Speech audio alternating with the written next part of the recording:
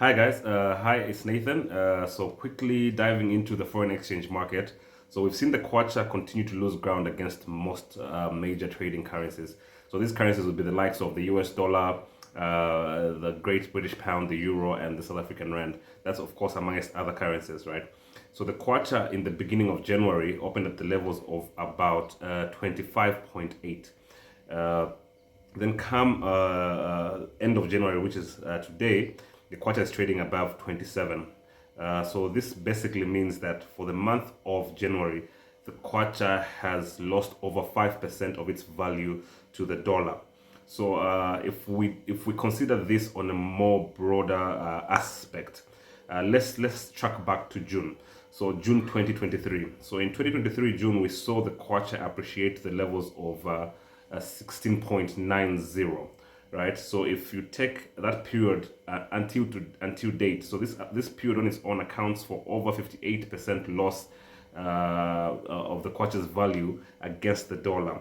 And understandably, of course, this results in high inflation simply because most of our inflation is imported. So this basically means that the prices of goods and services are driven up due to the high cost of imported goods, right?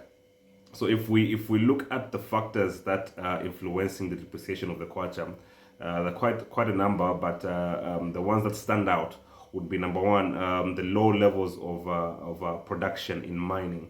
So mining accounts for over 70% of the foreign exchange volumes in Zambia. So without mining or low levels of production, it heavily impacts the Kwacha. So of course we've seen quite some positivity around the news with regards to mines with let's say Mopani and KCM, but it still takes time for the production levels that are required to ramp up. So 2024 might be a time for the mines to just put themselves together and start focusing to ramp up production. Otherwise, if you talk about copper prices, if you look at on a year-to-year basis, copper remains stable. Of course, it has had its volatility trading between 8,200 per ton and 8,700 per ton, but it's been within that range. So all we need to do in this market is to ramp up the production levels of copper and pushing up whatever mining capabilities we can.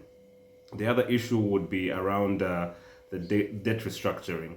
So there's been a stall in the debt restructuring, which is also impacting us as a country, right? So the conclusion of the debt restructuring process provides a trajectory and a direction for the country with investors. It provides the rating agencies the ability to rate this country, and that way at least investors would know on what grounds they are investing their monies in. So that also is contributing to the devaluation of the Kwacha. There are so many other issues that would be attributed to the devaluation of the Kwacha, including other global issues that I've already mentioned in my previous videos, which I'll not delve into.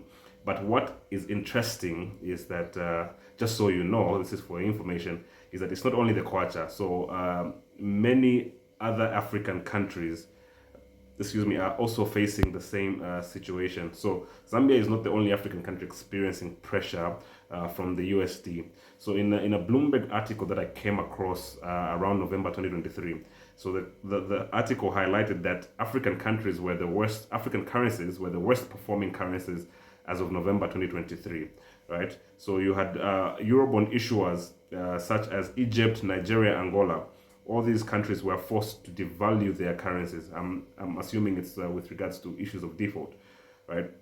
Then you've got a dwindling capital flows, so the likes of countries like Kenya's shilling and of course Zambia's kwacha post record lows with regards to the US dollar, right? So the article also further stated that African countries that have low debt and adequate reserves are the ones that attractive for investors. So these are the ones that will see the eye of the investors. So hopefully if we can sort out our issues, would be one of those African countries that investors may be targeting. So that's what I had to review.